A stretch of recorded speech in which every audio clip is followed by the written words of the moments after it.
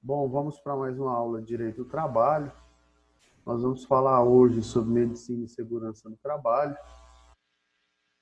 Então, essas normas são normas que protegem o trabalhador, que visam proteger a segurança do trabalhador, a saúde do trabalhador. A CLT adota o termo as normas de medicina e segurança do trabalho, só que o termo correto seria as normas de saúde, né, e segurança no trabalho, visto que o trabalhador, dependendo da atividade que ele exerce, ele está em plena, está sempre em contato, né, com perigos. Então, a legislação trabalhista visa proibir ou coibir acidente de trabalho, doenças ocupacionais, né, proteger a segurança e a saúde desse trabalhador. Então, o próprio a Constituição Federal, né, no seu artigo 7º, inciso 22, ela assegura que ao trabalhador meios e normas de segurança do trabalho para a proteção desse trabalhador, inclusive pertinente à sua higiene. Tá? Então, apesar, né, disso deixar a questão de normas infraconstitucionais, a Constituição Federal, no seu artigo 7º, inciso 22, deixa o enunciado para que garanta a esse trabalhador, né, normas de saúde, higiene e segurança do trabalho. E aí vem a CLT, no artigo 160, coloca que nenhum estabelecimento pode iniciar suas atividades sem aprovação da respectiva autoridade do trabalho. Então, a Delegacia do Trabalho deveria, todos os estabelecimentos, antes de iniciar o funcionamento, fazer uma vistoria para comprovar que o trabalhador ali trabalha em completa segurança, né, e não coloca em risco a sua vida nem a sua saúde naquele local de trabalho. Isso está previsto lá no artigo 160, apesar que isso na prática não ser muito usual, mas o artigo 160 determina que todo estabelecimento deve passar por uma prévia aprovação do Ministério do Trabalho para o seu funcionamento. Bom, e aí o artigo 161 também da CLT diz que cabe ao Ministério do Trabalho, né, Delegacia Regional do Trabalho, né, que é representante na cidade do Ministério do Trabalho, interditar o estabelecimento que traga risco ao trabalhador. E isso mediante, né, um laudo técnico que demonstra o risco desse trabalhador depois já de iniciada a atividade. Então, o artigo 160 diz que antes de iniciado o estabelecimento tem que passar por uma vistoria, depois de aprovada que pode funcionar, e o 161 diz que depois de funcionando, se tiver algum risco que vier, que sobrevier após o funcionamento, cabe ao Ministério do Trabalho, né, por meio da Delegacia Regional do Trabalho, interditar esse estabelecimento até que providencie todos os meios de prevenção ao acidente e à segurança desse trabalhador. Bom, então, a gente tem que diferenciar embargo de interdição. Né? O embargo, ele é para paralisar uma obra que está em andamento. Então, construção civil está trazendo prejuízo ao trabalhador, risco de desabamento, risco à segurança, falta de EPI. O que deve o Ministério do Trabalho fazer por meio da Delegacia Regional do Trabalho? Deve embargar a obra que está sendo realizada, a obra em andamento. A interdição é depois que a obra está pronta e está em funcionamento o estabelecimento, né? Se tiver algum maquinário, alguma coisa que traga risco ao trabalhador, deve ocorrer a interdição. Então, embargos é a obra em andamento, interdição é quando o estabelecimento está funcionando e traz risco ao trabalhador. Certo? Então, embargos, obra em andamento, interdição, quando o estabelecimento está em funcionamento. E aí, depois vem também, toda empresa tem mais de 20 empregados, né, deve formar a Comissão Interna de Prevenção de Acidente, que é a CIPA. Né? A CIPA, ela está prevista lá no artigo 63 da CLT, né, que ela é uma comissão obrigatória em empresas com mais de 20 empregados e que faz essa CIPA. Ela se reúne, né, e fiscaliza a empresa, e essa fiscalização é no intuito de quê? De prevenir acidentes do trabalho, prevenir doenças ocupacionais, né? É para quê? Ela vem em prol da saúde e a segurança do trabalhador dentro da empresa. Então, essa CIPA ela é constante, ela é composta por representantes do empregador e representantes dos empregados.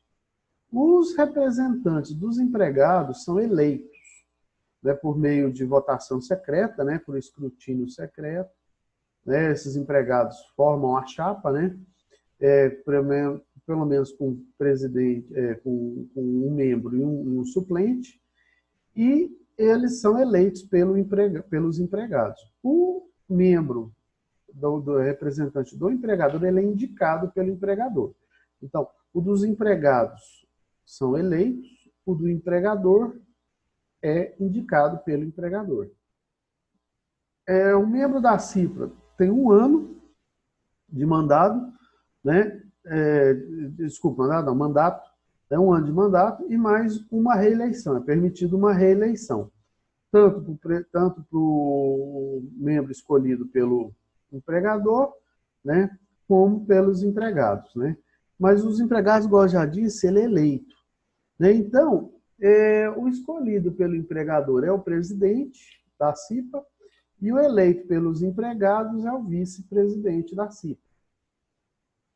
O empregado eleito, né, para a CIPA, ele tem 1 ano de estabilidade desde o registro da sua candidatura e até 1 ano após o término do mandato.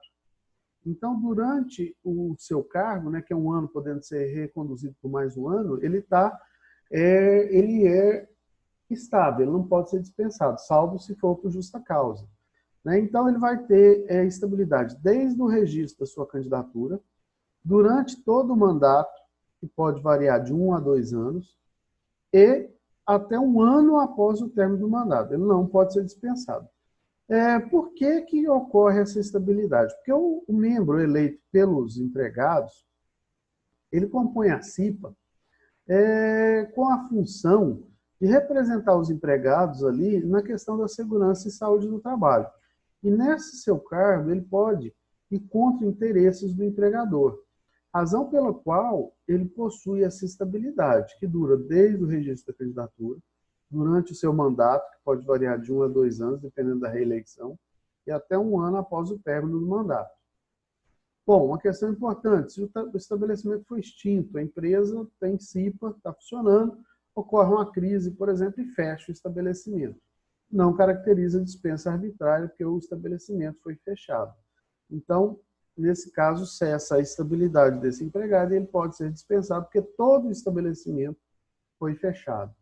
Bom, questão importante, o membro da CIPA não pode substituir o período estabilitário por indenização.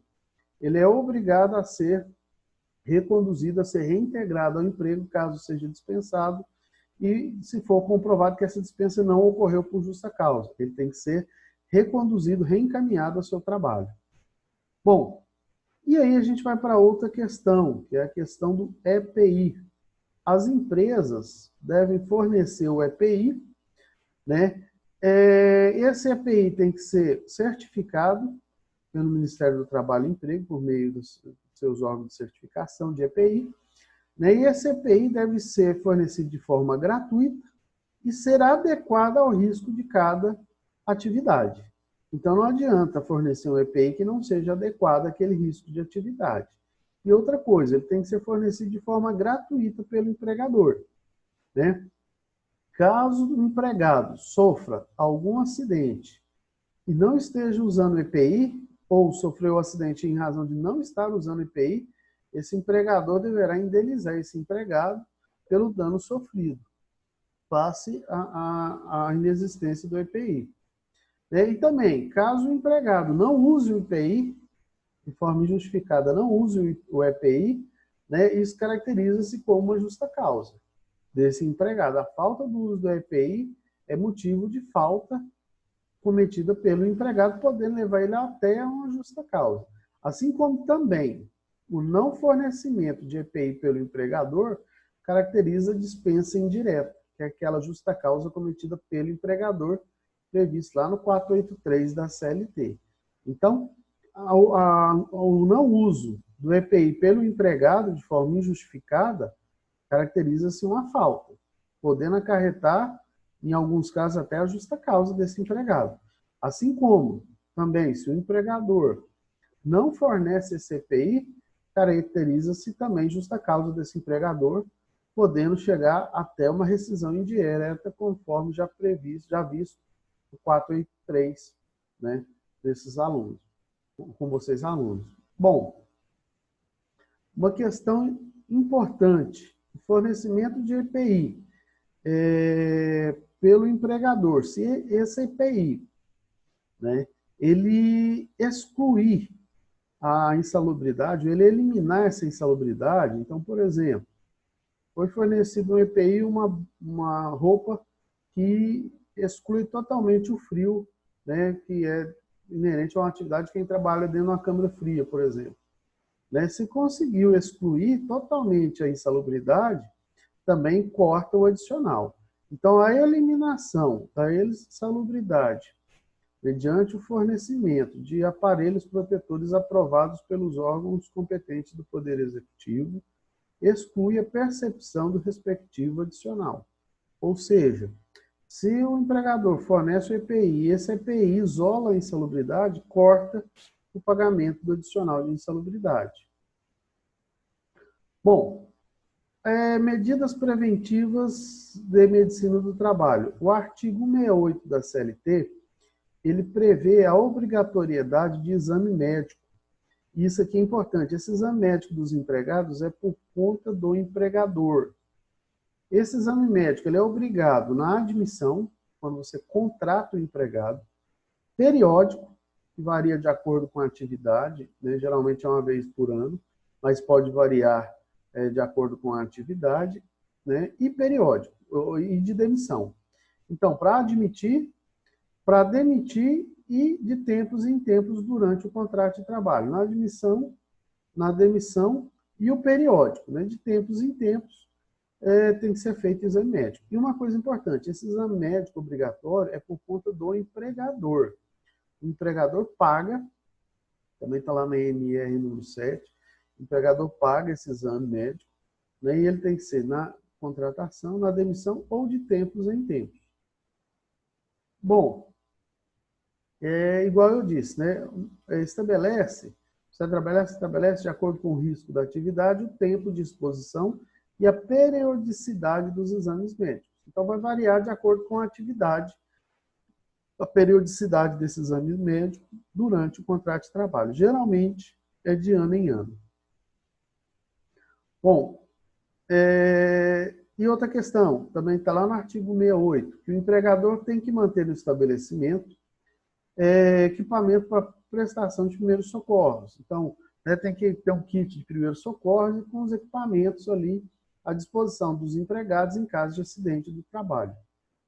Aí a gente vai para a questão das atividades insalubres.